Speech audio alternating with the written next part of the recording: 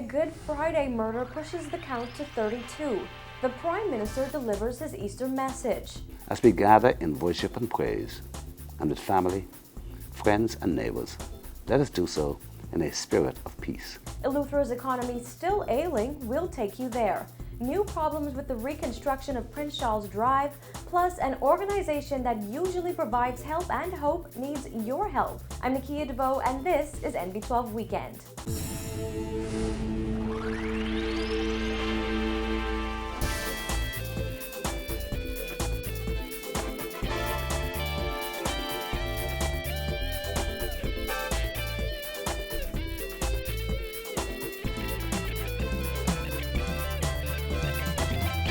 Thanks so much for spending your Saturday evening with us. A shooting yesterday evening has left a man dead, and police are requesting the public's assistance in locating the person or people responsible. According to police reports, the shooting occurred around 8 last night at Miami Street between Cordo and Balfour Avenues. It said that gunshots were heard in the area, and a short while later, the victim, believed to be in his early 50s, was found lying in front of a home with a gunshot injury to his upper body. He was pronounced dead at the scene. Police identified the man only as a resident of Miami Street. When our news team arrived at the scene last night, we met Police Commissioner Ellison Greenslade there, speaking with officers and residents in the area. Police are still investigating and asking anyone with information on the incident to contact them immediately. Well, during the global economic recession, much of the focus was placed on its impact on New Providence and Grand Bahama, but its wide and devastating effect was felt across the Bahamas, forcing small businesses that once operated in Family Island communities to close their doors. In this report, our Jasmine Bonamy takes a look at how residents of Eleuthera have coped over the past few years. When the global economic recession hit about 4 years ago, it affected just about everyone. And here in South and Central Eleuthera, it was no different. In fact, dozens of businesses have closed down over the years.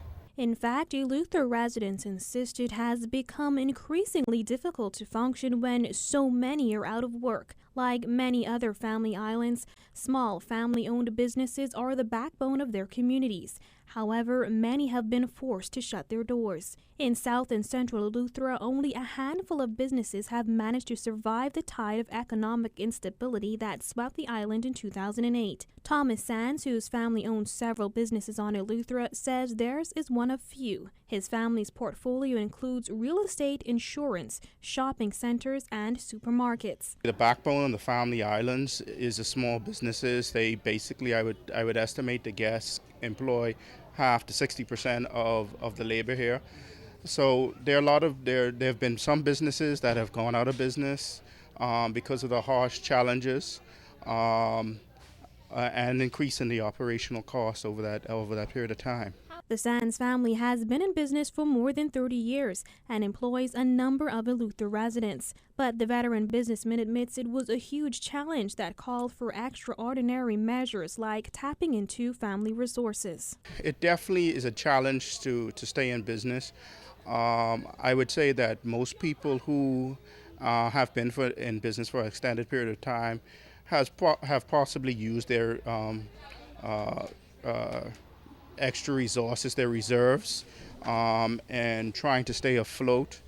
We're here in Eleuthera today, and the cost of gas is $6.12 a gallon. The cost of electricity is astronomical when you look at your usage versus the surcharge. The cost of business license fees have increased, the regulations have increased. And really, if you've made it through the last 3 to 4 years, basically, I think you may have survived the worst of it, but most people haven't. Eleuthera's ailing economy has not gone unnoticed by politicians. During a recent rally on that island, the Free National Movement highlighted the need for economic stimulation on that island. Eleuthera resident and FNM candidate Howard Johnson recently told NB12 he hopes changes will come for the island. What I'm doing now as a candidate, when we retain this government and win this seat, I want that to translate into us cashing in the chips so that Eleuthera can get the resources and the things it needs so that the economy can be jump-started again. It's an issue that is not only isolated to Eleuthera. Unemployment is up across the country. The most recent statistics reveal that Grand Bahama has the highest unemployment rate in the country. The figure now stands at 21.2%. That's nearly 5% more than New Providence's average of 15.1%. And that means thousands of people are out of work. More than 30,000 people to be exact, according to the Department of Statistics. While Sands admits unemployment is a national issue, he says more focus must be placed on family islands, as they too make up the archipelago. Not only Eleuthera deserve further attention relevant to its development and its growth. You know, we hear the discussion taking place on a national level, but we don't see legislation being put in place, or a system being put in place which we know we can access. Reporting for NB12, I'm Jasmine Bonamy. And as the economy and crime continue to be the main concerns of many Bahamians, Prime Minister Hubert Ingram will be delivering his Easter message tonight. He encouraged Bahamians during the season of renewal, rebirth, and new beginnings to be generous, thankful, and safe. Here's Charisma Robinson. While wishing residents a happy Easter, the Prime Minister also made several recommendations and pleas for the 4-day weekend. He started his message by reminding Bahamians that Easter is a special time to review bonds of faith, family, and friendship, as well as those of citizenship and community. He encouraged residents to do so through generosity of spirit and action towards families, neighbors, and the wider community. In this spirit, perhaps this Easter you might renew a New Year's resolution which has fallen by the wayside. Perhaps this Easter you can renew an offer volunteering previously made, but that you have been unable to fulfill. Perhaps this Easter we can all renew our sense of gratitude. For despite the tough global economic downturn and unacceptable level of crime, we have much for which to be grateful as a people and as a country. Prime Minister Ingram also encouraged Bahamians to be peaceful and safe while worshiping and celebrating the Easter holiday weekend with family and friends. While at the beach or around pools, please ensure that all children are watched at all times.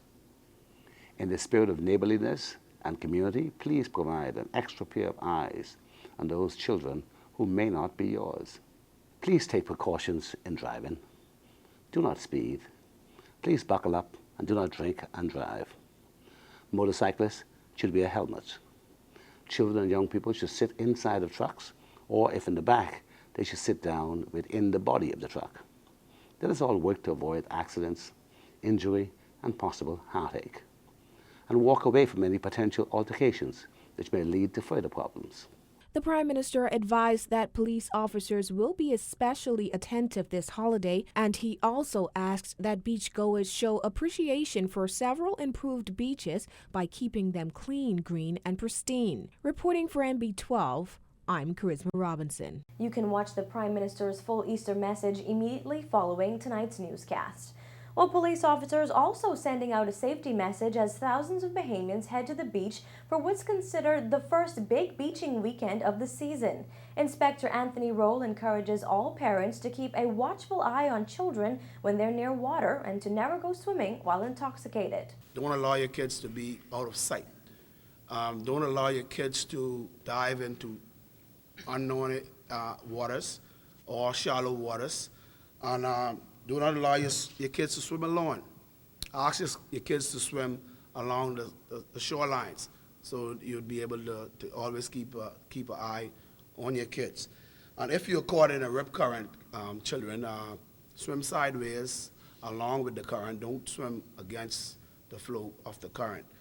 And for parents, adults, please remember that alcohol and swimming do not mix. Inspector Chrislyn Skippings reminds boaters and jet ski operators to be mindful of weather forecasts before going out on the seas.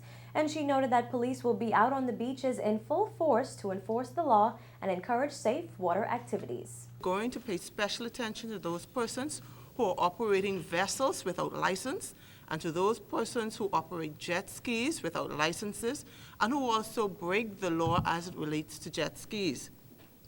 Let me say to you, any operating craft should not be within 200 feet of the shoreline. if you come within that boundary, I can assure you that your police department will take decisive action.